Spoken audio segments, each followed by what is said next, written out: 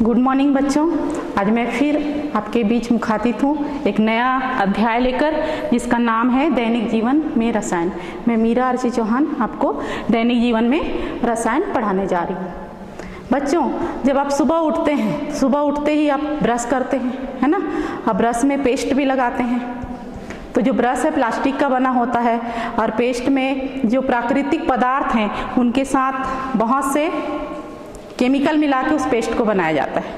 और उसके बाद जब आप स्नान करते हैं तब जो साबुन का आप उपयोग करते हैं, कपड़ा धोने के लिए डिटर्जेंट का उपयोग करते हैं, वो भी रसायन की ही देन है।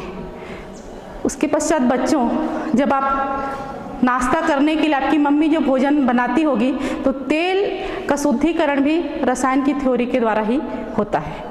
और बहुत से केमिकल हैं, बहुत से पदार्थ हैं, वो सब रसायन से ही बनते हैं। अब जो सुंदर सुंदर रंग बिरंगे कपड़े पहने हुए हो, है ना, तो ये रंगों का देन भी केमिस्ट्री या रसायन का जो रंजक जो पदार्थ होते हैं जिनको डाइस कहा जाता है उसकी देन है। यदि ये डाइस का निर्माण नहीं होता तो शायद रंगों का भी निर्माण नहीं होता और हमारी ये दुनिया इतनी खूबसूरत नहीं होती और हम भी इतने खूबसूरत नहीं होते। क्यों? क्योंकि हम अपने चेहरे में सुंदरता लाने के लिए क्रीम का उपयोग करते हैं, टेल्कम पाउडर लगाते हैं, और जब हमें लगता है कि वातावरण को हम थोड़ा खुशबूदार बनाएं तो उस समय हम परफ्यूम भी लगा लेते हैं, है ना। तो जो इत्र भी किसकी देन है? इस रसायन शास्त्र की ही देन है। तो कल्पना कीजिए बच्चों कि यदि हमारे जीवन में ये रसायन शास्त्र नहीं होता तो शायद ये दुनिया इतनी खूबसूरत नहीं होती। इसके अलावा भी प्लास्टिक के अलावा जो कपड़े जो बनते हैं, है ना, तो कपड़े बनते हैं तो जो बहुलीकरण का सिद्धांत है उसके आधार पे कपड़े बनते हैं, बहुलीकरण के सिद्धांत के आधार पे। इसी तरह से हम जब मार्केट में कभी मिठाई खाने का मन होता है, जाते हैं तो जो रंग बिरंगे मिठाई दुकान में सजे होते हैं, और अपने घर में आप कभी कोई मिठाई बनाते होगे तो उसमें भी आप कलर डालते हैं, है ना। तो ये जो प्राकृतिक के अलावा जो कृत्रिम रंग मिलाया जाता है ये भी रसायन शास्त्र की ही देन है। इसी तरह से बच्चों, पहले जो लोग थे उनकी आयु कम हो जाती थी, है ना, उनकी आयु कम रहती थी। तो आजकल इतने सारे दवाई बने हैं और दवाइयों का निर्माण हुआ है कि मनुष्य के जीवन में वृद्धि हुई है और हमने मृत्यु से भी विजय प्राप्त कर लिया है। बहुत से असाध्य जो रोग हैं उन असाध्य रोगों का निराकरण दवाइयों के द्वारा होता है, और सारी एलोपैथी दवाइयाँ किससे बनती हैं? रसायनों से बनती, विभिन्न प्रकार के रसायनों से बनती हैं। बहुत से रसायन विलायक के रूप में उपयोग में लाए जाते हैं, आप सब ने पिछले पीरियड्स में पढ़ा है। इसके अलावा हम देखते हैं कि साबुन, डिटर्जेंट्स विभिन्न प्रकार के बनते हैं, आपको डिटेल्स पढ़ाएंगे। ये सब भी रसायन की ही देन है। तो सुबह उठने से लेकर रात्रि सोने तक हम रसायन की बहुत सारी चीज़ों का उपयोग करते हैं। तो आज मैं आपको बताने जा रही हूँ भोजन में रसायन, केमिस्ट्री इन फूड। तो बच्चों, आप सब जानते हैं कि हमारे जो पूर्वज थे वो क्या खाया करते थे? कंद मूल और फल खाया करते थे, है ना। जंगल में रहा करते थे, कंद मूल फल खा करके अपने क्षुधा को शांत करते थे। उस समय आग का आविष्कार नहीं हुआ था। एक बार जब खपच्चियों को हमारे बुजुर्गों ने रगड़ा तो आग की उत्पत्ति हुई, आग की उत्पत्ति हुई। और पहले हमारे जो पूर्वज थे वो मांस भी खाया करते थे, कच्चा मांस खाया करते थे, क्योंकि आग का आविष्कार नहीं हुआ था। और जब आग का आविष्कार हुआ तो जो मांस था वो जल गया, और उसे जब मनुष्य ने खाया तो जो कच्चा मांस था उसकी तुलना में वो कैसे लगा? ज़्यादा टेस्टी लगा। तो इस तरह से मनुष्य ने उसको पका कर खाना शुरू किया। धीरे धीरे आबादी बढ़ती गई, और जब आबादी बढ़ी तो ये देखा गया कि जो भोज्य पदार्थ उनकी कमी होने लगी। तब मनुष्य ने भोज्य पदार्थों को परिरक्षित करना सीखा, है ना। परिरक्षित करना माने प्रिजर्व करना या उसको कहीं पे रख देना सीखा। तो उस समय फ्रिज का आविष्कार हुआ नहीं था। तो क्या करते थे? जो बर्फीले क्षेत्र थे, जो ठंडी जगह थे, वहाँ पर मनुष्य अपने भोज्य पदार्थों को छुपा कर रख देता था, है ना।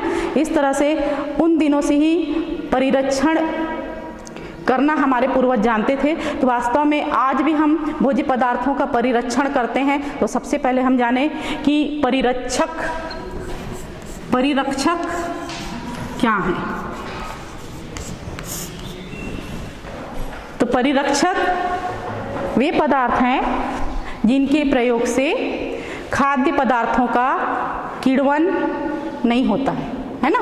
जिनका प्रयोग करें या जिनको मिला दें तो खाद्य पदार्थों का किण्वन नहीं होता, खटास उत्पन्न नहीं होती भोज्य पदार्थों में और अपघटन नहीं होता। परिरक्षक के कारण हमें क्या क्या नहीं होता?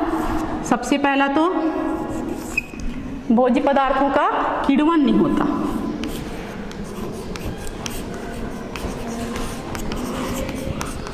और दूसरा क्या बताया मैंने? खटास उत्पन्न नहीं होती।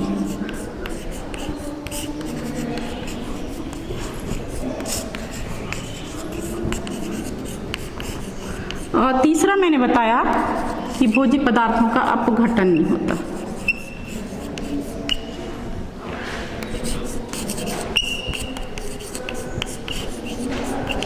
तो ऐसे पदार्थ जिनके प्रयोग से क्या क्या नहीं होता? भोज्य पदार्थों का किण्वन नहीं होता, खटास उत्पन्न नहीं होता और भोज्य पदार्थों का अपघटन नहीं होता, वे पदार्थ कहलाते हैं, क्या कहलाते हैं? परिरक्षक, है ना?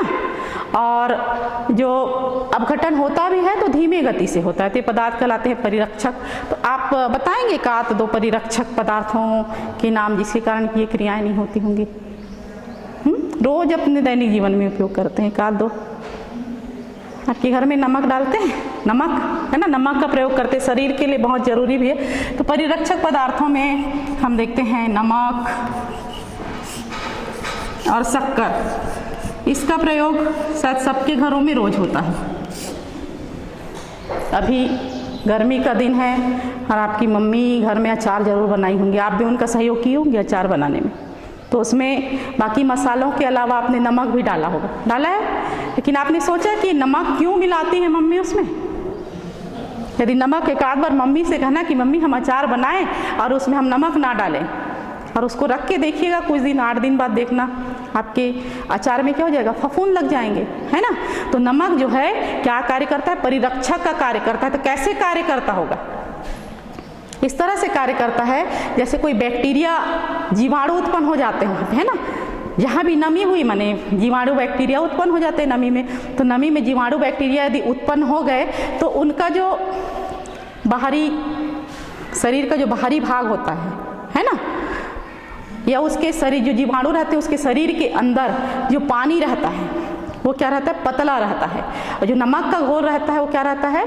गाढ़ा रहता है। यदि हम रसायन की भाषा में बात करें तो हम ये पाएंगे कि जो बैक्टीरिया या जीवाणु है उसके शरीर के अंदर का जो पदार्थ रहता है ना, जो भी पदार्थ है वो क्या रहता है? तनु रहता है, और नमक का जो घोल रहता है वो सांद्र रहता है। तो हम ये देखते हैं कि जो क्रिया कैसे होती है, सांद्र से किधर जाता है? वो तनु की ओर जाता है। तो बैक्टीरिया जो हैं वो नमक के रहने से उस पदार्थ में प्रवेश नहीं कर पाते, है ना? उस जैसे आपने अचार बनाया है तो अचार में वो अटैक नहीं कर पाएंगे। कौन? बैक्टीरिया। क्यों अटैक नहीं कर पाएंगे? मैं बताई ना आपको कि जो नमक का जो घोल है उसमें जो नमक पड़ा हुआ है वो ज़्यादा सांद्र है किसकी तुलना में? बैक्टीरिया के शरीर में जो पदार्थ पाया जाता है ना? तो इसके कारण हम देखते हैं कि बैक्टीरिया जो है नमक लगे पदार्थों पे अटैक नहीं कर पाता और वो पदार्थ जो है सुरक्षित रह जाता है। उसी तरह से आप कभी क्या बनाते हैं? मुरब्बा बनाते हैं, मुरब्बा में तो नमक नहीं रहता, है ना? तो मुरब्बा में भी वही प्रक्रिया होती है। शक्कर को मिलाने से हम ये देखते हैं कि उस जो विलयन रहता है उसका परासरण दाब बढ़ जाता है। क्या बढ़ जाता है?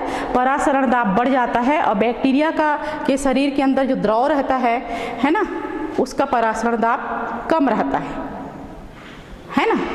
तो इसके कारण जो बैक्टीरिया है उसके शरीर का जो पानी रहता है, बैक्टीरिया के शरीर का जो पानी रहता है उसको कौन सोख लेता है? शक्कर जो है सोख लेता है, बैक्टीरिया मर जाता है। इस तरह से शक्कर जो है उस बैक्टीरिया के जीवाणु के शरीर के पानी को अवशोषित करता है, और जो शक्कर है क्या काम करता है? परिरक्षक का कार्य करता है। इसी तरह से घर में जो अचार बनता है उसमें सिरका मिलाते हैं। सिरका का रासायनिक नाम क्या है? एसिटिक अम्ल है। तो अचार या सॉस का परिरक्षण करना है तो हम एसिटिक एसिड या सिरके के द्वारा करते हैं। इसी तरह से बच्चों जो बेकरी उद्योग है, डबल रोटी जहाँ बनाते हैं है ना, ब्रेड बनाते हैं, वहाँ पर भी देखते हैं कि जो सोडियम है, पोटेशियम है और कैल्शियम एसीटेट, मैं नाम बता रही हूँ आपको, है ना, किसका नाम बता रही हूँ, परिरक्षक पदार्थों का, ये 2 नाम तो मैंने बताया। और तीसरा क्या बताया था, सिरका बताया था, है ना। चौथा नाम बता रही हूँ, सोडियम, पोटेशियम और कैल्शियम के एसीटेट। तो ये सोडियम, पोटेशियम और कैल्शियम के जो एसीटेट होते हैं, इनका उपयोग किया जाता है ब्रेड और बेकरी उद्योग में। आप वहाँ पे जो आटा गूँथा जाता है, या तो आटा रहता है या तो फिर क्या रहता है, क्या रहता है जी, हाँ, मैदा रहता है ना। आटा या मैदा को गूँथा जाता है, गूँथते गूँथते आप देखते हैं कि वो लसलसा हो जाता है, चिपचिपा हो जाता है। तो वो लसलसा या चिपचिपा ना हो, इसलिए बेकरी उद्योग में सोडियम, पोटेशियम या कैल्शियम के एसीटेट मिलाए जाते हैं, जिससे कि लसलसाहट उत्पन्न नहीं होती है। इसी तरह से हम देखते हैं कि जो फल रहते हैं उनका भी प्रिजर्वेशन किया जाता है। आप लोग जूस पीते हैं ना, आजकल तो मार्केट में डिब्बा बंद जूस आता है, 90 से 100 रुपये में आसानी से आपको जिस फ्लेवर का, चाहे सेब का पीना चाहें, चाहे अनानास का जूस पीना चाहें, आपको मिल जाता है। प्रश्न उठता है कि हम यदि अभी आम मिल रहा है तो आम के रस को ऐसे निचोड़ के कहीं भी रख दें तो क्या वो वैसे ही जैसे हमने आम का जूस लाया है ना, मार्केट से ख़रीद के लाया तो एकदम बढ़िया, हमको ठंडा है और टेस्टी भी लग रहा है, और हम चाहें अपने घर में कि कुछ ना मिलाएं और उसको यूं ही रस को निचोड़ के कहीं पे रख दें तो क्या वो जूस बन जाएगा? कुछ दिन उसमें फफूंद लगेंगे, है ना। तो जो जूस बनाते होंगे, जिन उद्योगों में ये जूस बनता होगा, उन लोग कोई पदार्थ मिलाते होंगे। क्या आप जानते हैं कौन सा पदार्थ मिलाते हैं वहाँ? नहीं जानते? तो वहाँ मिलाया जाता है पोटेशियम मेटा बाइसल्फाइड। लिखिएगा, ये इसका उपयोग कहाँ किया जाता है? ब्रेड और बेकरी में, बेकरी उद्योग में।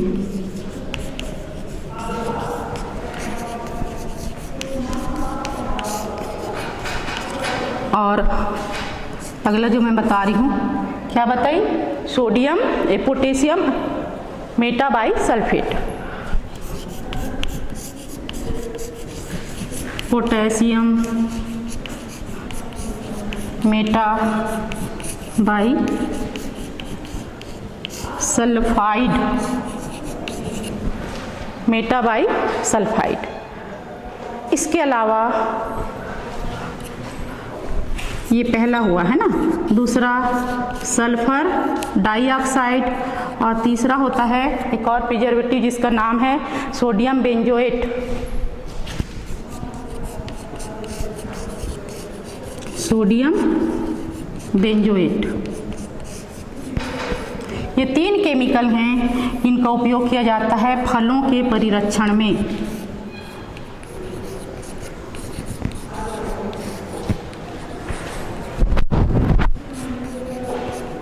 किसके परिरक्षण में? फलों के परिरक्षण में ये 3 केमिकल हैं जिनका उपयोग किया जाता है।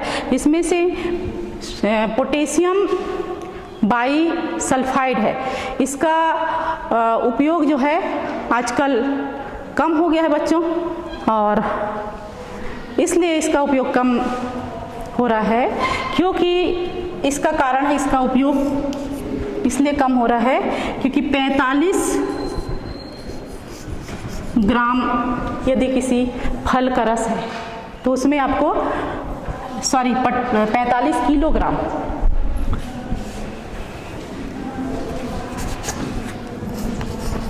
मान लो 45 किलोग्राम कोई फल है तो वहाँ पर आपको केवल 28 ग्राम इसको मिलाना रहता है।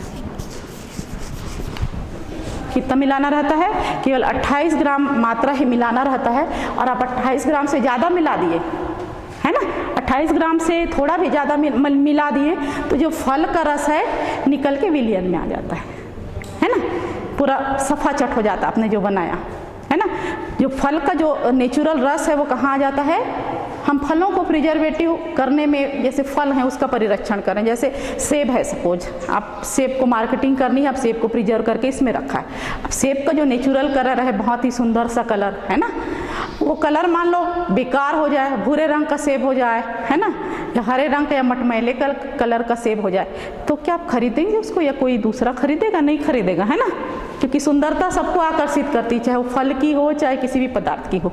तो 28 ग्राम ही डालना रहता है 45 किलोग्राम में, तो कौन तौलेगा बच्चों बार बार उसको, है ना। इसलिए इसका प्रयोग लोग जो हैं कम करते हैं। और ये जो सल्फर डाइऑक्साइड है, इसका जब प्रयोग किया जाता है फलों के प्रिजर्वेशन में तो कुछ व्यवहारिक परेशानियाँ आती हैं, व्यवहारिक परेशानियाँ, इसलिए ये थोड़ा सा स्मेल भी आता है इसमें, है ना। तो इसका प्रयोग भी लोग कम करते हैं। और जो सोडियम बेंजोएट होता है ये सबसे उपयुक्त परिरक्षक है फलों का, इसलिए कि ये स्वादहीन होता है और गंधहीन भी होता है।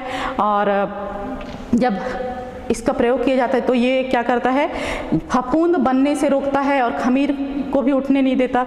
इस तरह से हम देखते हैं कि ये जो सोडियम बेंजोएट है सबसे अच्छा परिरक्षक है।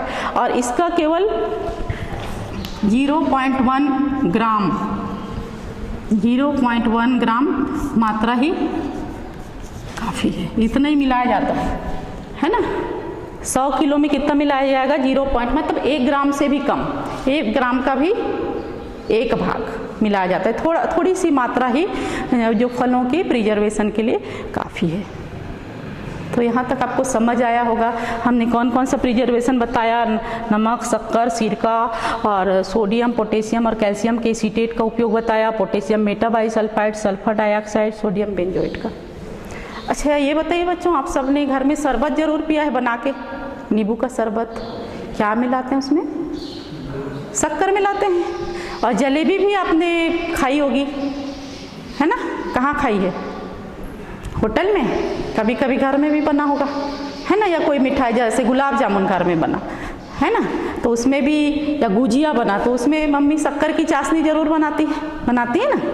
तो जो शक्कर है, अब मैं बताने जा रही हूँ कि कृत्रिम मिठास पैदा करने वाले रसायन, ऐसे कौन से रसायन। एक तो जैसे कुछ फल ऐसे, जैसे अभी आप आम खा रहे हो तो आम में किसी ने शक्कर नहीं मिलाया है खोल के।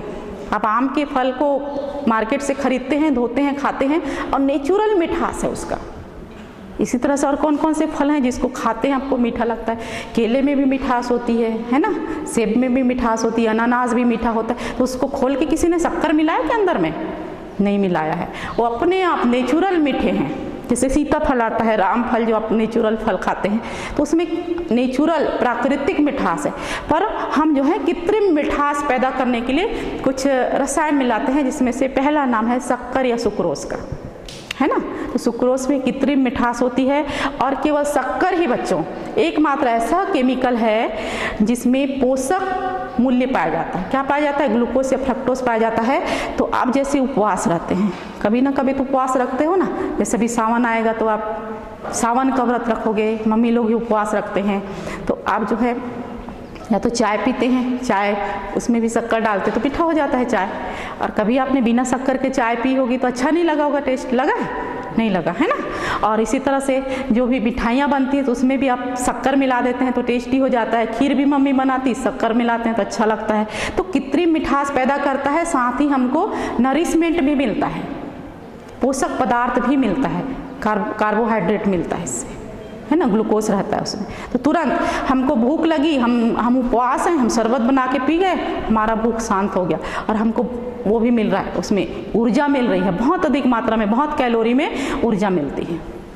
पर आप लोगों ने देखा होगा कि जो लोग मोटे रहते हैं, है ना, मेरे जैसे या फिर मेरे से ज़्यादा भी मोटे, तो उनको ना क्या कहा जाता है कि आप शक्कर का प्रयोग मत करें, डायबिटीज़ हो जाएगा। या जो डायबिटीज़ के जो मरीज रहते हैं, मधुमेह के जो मरीज रहते हैं, उनको बिल्कुल मनाही रहती डॉक्टर की कि आपको शक्कर खाना ही नहीं है। तो लोग शक्कर का चाय भी नहीं पी सकते। तो आप लोगों ने एक आध डायबिटीज़ के मरीजों को देखा होगा, तो वो लोग क्या करते हैं, चाय पीने के तो आदी हैं, तो वो क्या करते हैं, वो डिब्बी में से कुछ गोली निकालते हैं और उसमें मिला देते हैं, शक्कर के बदले उस गोली को डाल के पी लेते हैं। तो आप बताएंगे गोली में क्या रहता है, सैकरीन रहता है। क्या रहता है, सैकरीन रहता है। और जो सैकरीन है वो जो है शक्कर की तुलना में 300 से 350 गुना ज़्यादा मीठा रहता है। कितना, 300 से 350 गुना। तो देखिए अब मैं आपको सैकरीन बताने जा रही हूँ।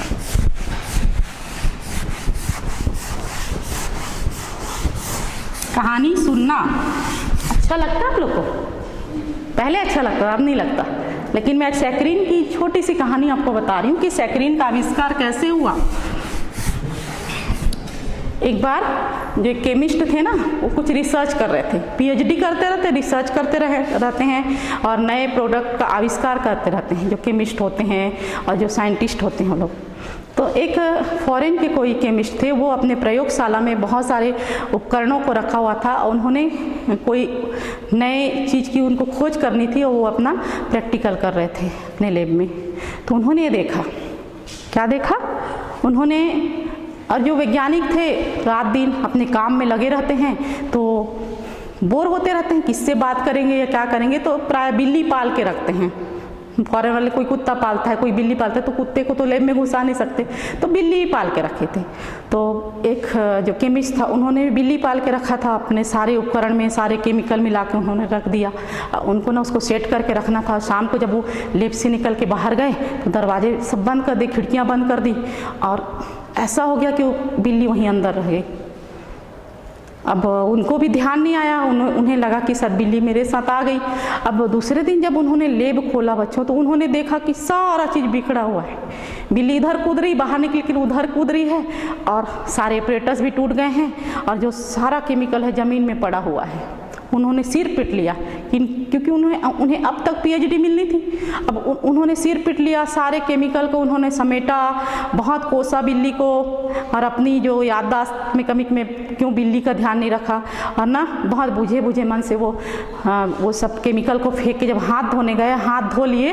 उसके बाद जब वो पानी पीने के लिए थोड़ा सा पानी का छींटा मुँह में मारा मुँह धोने के लिए, तो उन्होंने देखा कि एकदम मीठा लगा उनको, इतना मीठा, शक्कर से भी ज़्यादा। तो वो अचंभित रह गए कि ऐसे क्यों मुझे मीठा लग रहा है। और उन्हें बाद में इस तरह से बाद में उन्होंने जो केमिकल बनाना था या जो तत्व उनको खोजना था, उसको ना करके उस पर उन्होंने रिसर्च करने लगा कि ऐसा क्या चीज़ हो गया, सारी चीज़ों के मिल के गिरने से कितना मीठा है। 300 से 350 गुना मीठा था बच्चों। तो उसी पे उन्होंने खोज की, और जिस पदार्थ को उन्होंने खोजा वो था सैकरीन, जो मैं आपको बताने जा रही हूँ। और उस सैकरीन का रासायनिक नाम है बच्चों sodium sulphonamide, sodium benzene sulphonamide.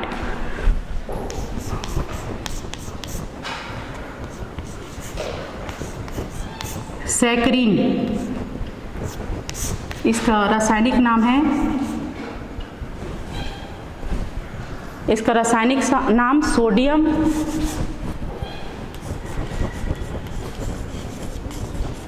Benzene sulphonamide.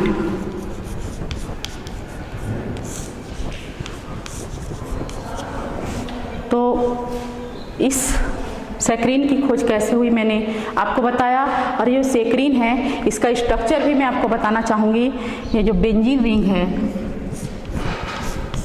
ना, ये जो बेंजीन रिंग है, इसमें आपको इस तरह से CO रहेगा और SO2 और ये नाइट्रोजन,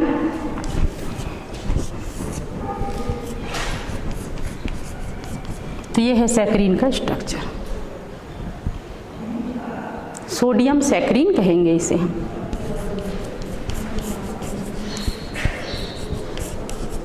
इसका उपयोग मैंने बताया, डायबिटीज़ के मरीज जो हैं इसका उपयोग करते हैं, और ये 300 से 350 गुना शक्कर की तुलना में ज़्यादा मीठा होता है। ये है सोडियम सैकरीन, जिसका नाम है सोडियम बेंजीन सल्फोनामाइड। और भी जो दूसरे पदार्थ हैं उनके बारे में भी हम अभी पढ़ेंगे बच्चों।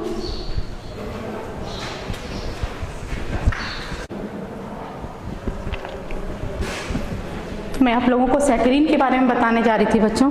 जब मेले होते हैं तो आप जलेबी ज़रूर खाते हैं ना, और आप जो होटल की जलेबी और वहाँ की जलेबी में तुलना करेंगे तो मार्केट में एकदम चिल्लाते रहते, एकदम कम रेट में देते हैं लोग, थोड़ा कम, 10 रुपये तो कम ही रहता है रेट दुकान की तुलना में। तो कभी आपने सोचा होगा कि सस्ता क्यों देता है और दुकान वाला महंगा क्यों लगाता है। जो दुकान में जलेबियाँ बनती है अच्छी दुकानों में, उसमें जो चाशनी रहता है वो शक्कर का रहता है ना। और ये जो मार्केट में, ये जो मेले में जो जलेबी रहता है ना, तो सैकरीन भी मिला देते हैं उसमें। आपको अच्छा मीठा लगता है, लेकिन वो नुकसान भी नहीं करता। लेकिन यहाँ पे यह है कि आप शक्कर वाली जलेबी को खाते हैं तो आपको क्या मिलता है, नरिशमेंट मिलता है, नरिशमेंट में ऊर्जा मिलती है, और सैकरीन में कोई ऊर्जा नहीं मिलती। इसके अलावा आप लोग कोल्ड ड्रिंक कभी ज़रूर पिए होंगे, खट्टा रहता है मीठा रहता है, मीठा रहता है ना, तो क्या उसमें भी शक्कर मिला रहता है?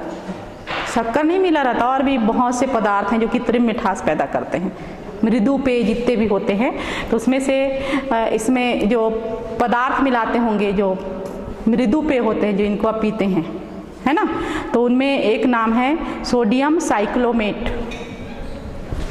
अब मैं मृदु पेय की बात कर रही हूँ।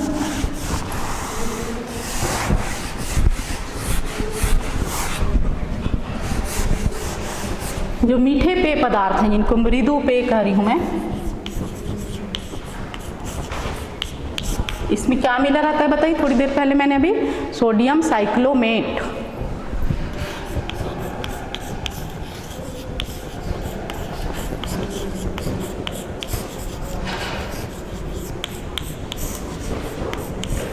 सोडियम साइक्लोमेट मिलाते हैं और ये पैदा करता है कृत्रिम मिठास।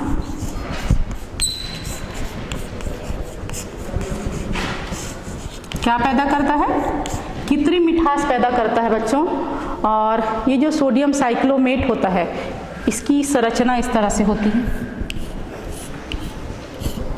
इसको तो जानते हैं क्या है, ये बेंजीन रिंग है। इसमें NH SO3 माइनस और ये सोडियम प्लस जुड़ा रहता है इसमें, ये सोडियम साइक्लोमेट।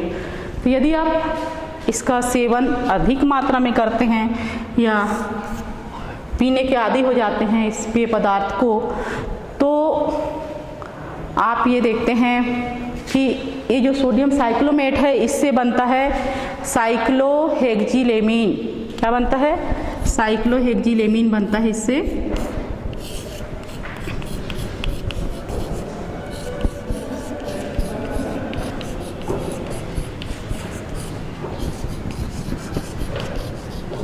और ये जो साइक्लोहेक्जिलेमीन बनता है ये पैदा करता है ब्लड कैंसर। क्या पैदा करता है? ब्लड कैंसर पैदा करता है ना। इसलिए आजकल इस सोडियम साइक्लोमेट को प्रतिबंधित कर दिया गया है।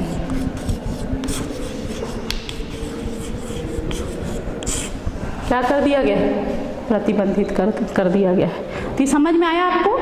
ये क्या था? सोडियम साइक्लोमेट का स्ट्रक्चर है और इसका आप सेवन करते हैं तो आपके शरीर में क्या बनता है? साइक्लोहेक्जिलेमीन बनता है और ये क्या पैदा करता है? Blood cancer.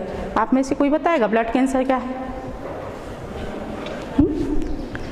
हमारे शरीर में जो खून है उसमें 3 प्रकार की कणिकाएं पाई जाती है ना, लाल रक्त कणिका, श्वेत रक्त कणिका और थ्रोम्बोसाइट्स। इसमें से श्वेत रोधित कणिका है जिसका काम क्या है? प्रतिरक्षी का कार्य करते हैं ना, सैनिक कोशिका कहा जाता है। बाहरी जीवाणु होते हैं उनके आक्रमण को रोकता है श्वेत कणिका, है ना। तो इस श्वेत कणिका पर अटैक कर देता है, श्वेत कणिकाओं को मार देता है ना। नहीं, श्वेत कणिकाओं को नहीं मारता, श्वेत कणिकाओं की संख्या बढ़ जाती है, उनकी संख्या को बढ़ा देता है ना। तो श्वेत कणिकाओं की संख्या जब हमारे शरीर में अधिक हो जाती है तो क्या होता है? ब्लड कैंसर हो जाता है।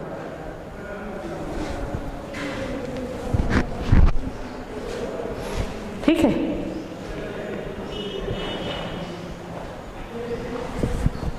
तो ब्लड कैंसर पैदा करता है कौन?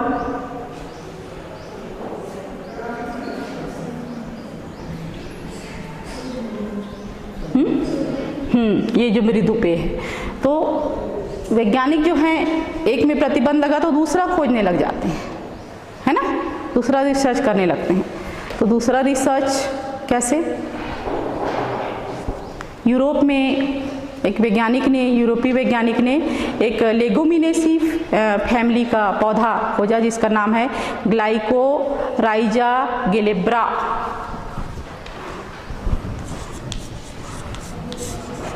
ग्लाइकोराइजा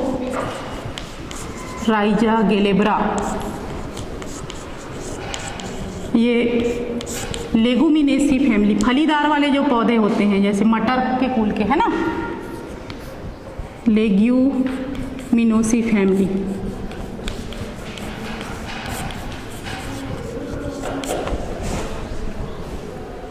इस पौधे को खोज निकाला है जिसमें इसकी जो जड़ होती है, वो जो जड़ है इतना मीठा रहता है और उस जड़ में जो केमिकल पाया जाता है उसका नाम है ग्लाइकोराइजिक अम्ल।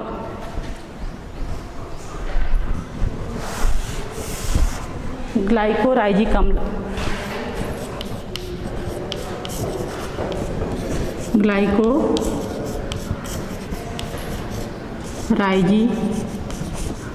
अम्ल।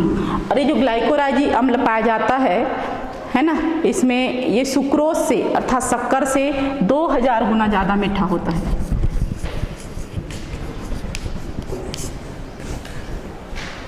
कितना गुना? 2000 गुना ज़्यादा ये शक्कर से मीठा होता है और इसका उपयोग जो है पेय पदार्थ के रूप में किया जाता है। मीठा होता है ना, इसलिए पेय पदार्थ के रूप में किया जाता है।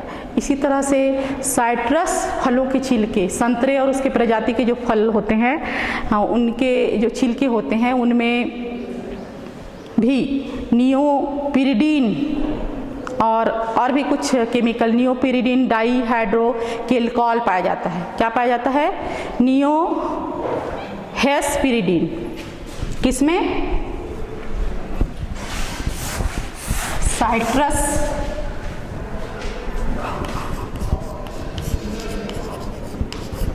तथा संतरा कुल के जो पौधे होते हैं इनमें केमिकल पाया जाता है जिसका नाम है नियो और हेस्पिरिडीन। नियो हेस्पिरिडीन और डाईहाइड्रोकेल्कॉल।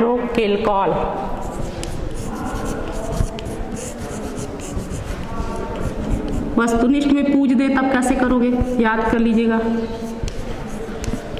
साइट्रस के पौधे में कौन सा पदार्थ पाया जाता है? तो केल्कॉल, नाम लिख लीजिएगा। ये पाया जाता है, ये भी 2000 गुना ज़्यादा मीठा होता है शक्कर की तुलना में। और इसके अलावा भी जो एल फेनिल होते हैं, एल फेनिल और कुछ पदार्थ और होते हैं जो कृत्रिम मिठास पैदा करते हैं, जिनका उपयोग किया जाता है भोज्य पदार्थों को मीठा बनाने में। तो अभी तक तो मैं मीठा की बात करी हूँ आपको। अब मैं रंग पे आती हूँ कि भोज्य पदार्थों में जो रंग होता है वो किस तरह से किस पदार्थों का बना होता है। तो भोजन में रंग देखते हैं।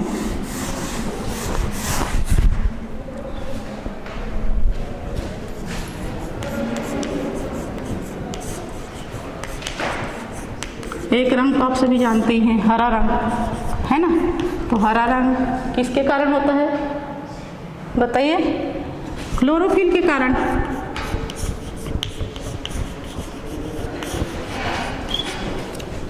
क्लोरोफिल के कारण हरा रंग होता है। कुछ रंग होते हैं प्राकृतिक। तो ये जो रंग बता रही हूँ ये है प्राकृतिक रंग है, जिसमें हरा रंग है क्लोरोफिल में होता है, पीला रंग होता है बीटा कैरोटीन में,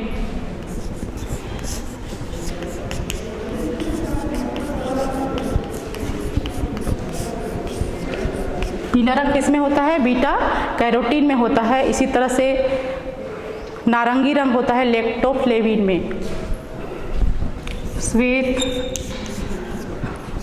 नारंगी पीला,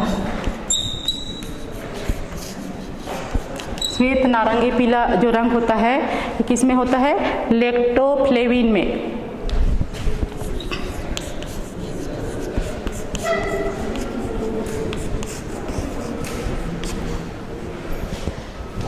गहरा भूरा रंग होता है कारामेल में। प्राकृतिक रंग है सब।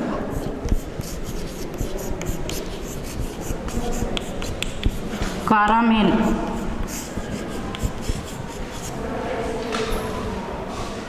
और छत्तीसगढ़ में बीच में बायोपेट डीजल बनाने के लिए उपयोग में लाया जाता था पौधा रतन जोत है ना, उसमें होता है लाल गुलाबी रंग।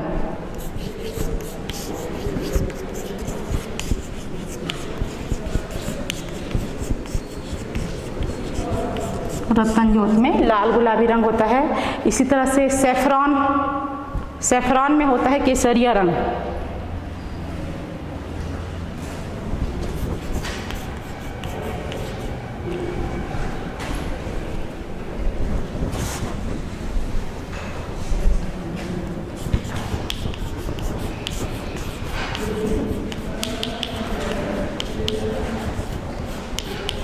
सेफ्रॉन में केसरिया रंग होता है। ये मैं आपको बताई प्राकृतिक रंगों के बारे में। अब कृत्रिम रंग देखते हैं, जिसको आप जलेबी में मिलाते हैं, मिठाइयों में मिलाते हैं, है ना, उन्हें देखिए, कृत्रिम रंग, आर्टिफिशियल कलर। तो देखिएगा आयरन ऑक्साइड में लाल रंग होता है,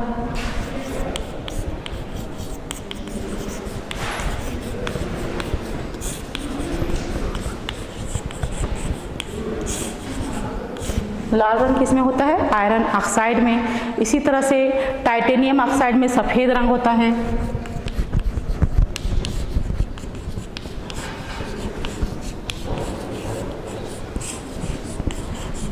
टाइटेनियम ऑक्साइड, टाइटेनियम ऑक्साइड में सफ़ेद रंग होता है। और इसी तरह से लाल रंग फास्ट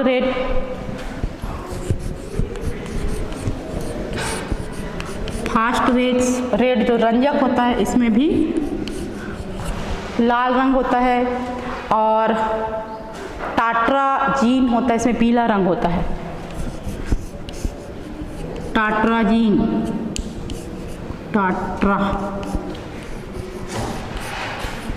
इसमें पीला रंग पाया जाता है बच्चों। इसी तरह से जो इंडिगो करमाइन होते हैं, इनमें नीला रंग होता है। इंडिगो करमाइन,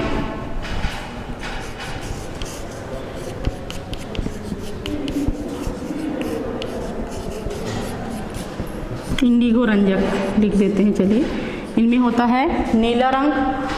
और भी बहुत सा, जैसे हरा रंग के लिए ग्रीन एस फास्ट,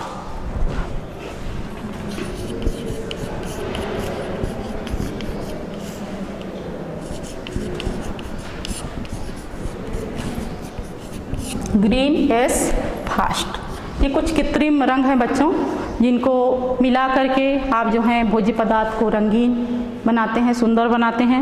ये कुछ प्राकृतिक रंग हैं जिनके बारे में हमने अभी पढ़ा।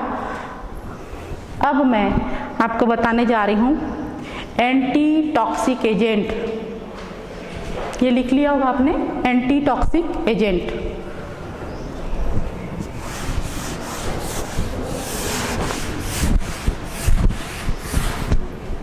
बहुत सारे छोटे छोटे बहुत सारे टॉपिक हैं दैनिक जीवन में रसायन में। तो देखिएगा एंटी टॉक्सिक एजेंट, कुछ बीमारियों के नाम।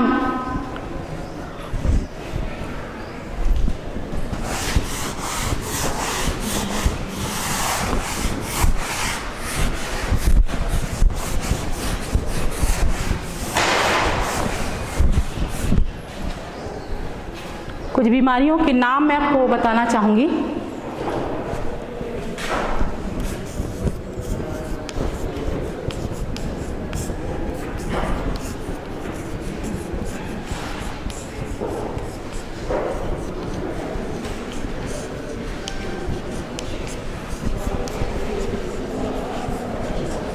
ये कुछ बीमारियां हैं बच्चों, टिटेनस, डिप्थीरिया, सर्पदंश और रेबीज। ये सारी बीमारियों को आप जानते होंगे, है ना, सुनते रहते हैं आप। तो इन बीमारियों का इलाज कैसे किया जाता है मैं आपको बता रही हूँ। कुछ पदार्थ ऐसे, कुछ बीमारी ऐसे होते हैं जिनका उपचार जो है इस तरह से होता है, उसी जीव के पदार्थ को निकालकर इंजेक्शन के रूप में उसी को दिया जाता है ना। ऐसा आपके टीचर ने कभी न कभी बताया होगा। तो ये कैसे बनता है वो बता रही हूँ। मनुष्य में ये जो पदार्थ होते हैं कुछ ही रोगों के लिए बनाए जाते हैं, माने मनुष्य से निकाल के मनुष्य में लगाए बनाए, ऐसा कुछ नहीं। प्रायः घोड़े में ज़्यादा एक्सपेरिमेंट किया गया है। जो पदार्थ होते हैं उनको निकाला जाता है उस जीव से, जैसे कि मैं आपको सर्पदंश का बता रही, सांप का जो जहर होता है ना, सांप किसी को काट दिया तो जड़ी बूटी में कुछ इलाज है, लेकिन जो मेडिकल में, एलोपैथी में जो इलाज है उसमें सांप का जो जहर रहता है उसको बेचते हैं कुछ लोग, उसको खरीद के वो लोग प्रिजर्व करके रखते हैं और उसको घोड़े में इंजेक्शन के रूप में लगा दिया जाता है। घोड़े में उस सांप के जहर को इंजेक्शन के रूप में लगा दिया जाता है। तो कुछ दिन बाद हम देखते हैं कि घोड़े में क्या बन जाता है, एंटी टॉक्सिक एजेंट बन जाता है और उस पदार्थ को फिर से निकाल करके दवाइयों के रूप में एक एंटी टॉक्सिक के रूप में पैक करके रखा जाता है। और जब किसी को सांप काटता है तो इस सांप का जहर जो घोड़े में दवाई के रूप में बना था, उसी को सांप जिसको काटता है ना, उसको सर्पदंश के इलाज के लिए लगाते हैं। जैसे लोहा लोहे को काटता है ना, उसी तरह से इसका इलाज होता है। रेबीज का इलाज भी इसी तरह से होता है, डिप्थीरिया का और टिटनस का इलाज किया जाता है बच्चों। तो ये था कुछ ऐसी बीमारियां और एंटीटॉक्सिक एजेंट। तो आपको समझ में आए एंटीटॉक्सिक एजेंट कैसे बनते हैं। जो घोड़े होते हैं उनमें इंजेक्शन के रूप में उसको दिया जाता है और घोड़े के शरीर में जब एंटीटॉक्सिक एजेंट बन जाते हैं तो हम ये देखते हैं कि उसे प्रिजर्व करके रखा जाता है और बाद में इंजेक्शन के रूप में। इस तरह से टिटनस है, डिप्थीरिया है, सर्पदंश है और रेबीज। रेबीज जानते हैं ना, कुत्ते के काटने से जो बीमारी होती है, उसका इंजेक्शन भी इसी तरह से एंटीटॉक्सिक एजेंट के रूप में बनता है।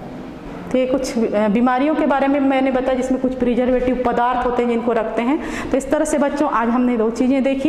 एक तो भोजन में रसायन। भोजन में रसायन में मैं ऐसे बहुत से केमिकल बताया जो परिरक्षक का कार्य करते थे। और उसके बाद मैंने भोजन में रंग बताया, प्राकृतिक रंग कौन से होते हैं और कृत्रिम रंग क्या मिलाते हैं भोज्य पदार्थों में।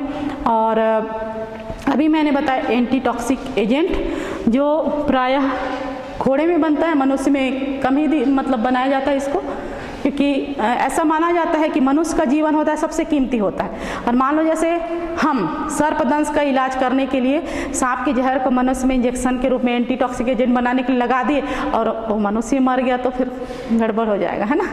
इसलिए मनुष्य में कम एक्सपेरिमेंट किए जाते हैं। जो जानवर होते हैं, है ना, और दूसरे जीव होते हैं, उन पर पहले एक्सपेरिमेंट किए जाते हैं। तो प्रायः अधिकांश जो एक एंटीटॉक्सिक एजेंट होते हैं वो घोड़े को इंजेक्शन देके बनाए जाते हैं। तो इस तरह से बच्चों हमने जो भोजन में रसायन पढ़ा और ये एंटीटॉक्सिक एजेंट कैसे बनते हैं इनके बारे में हमने जाना।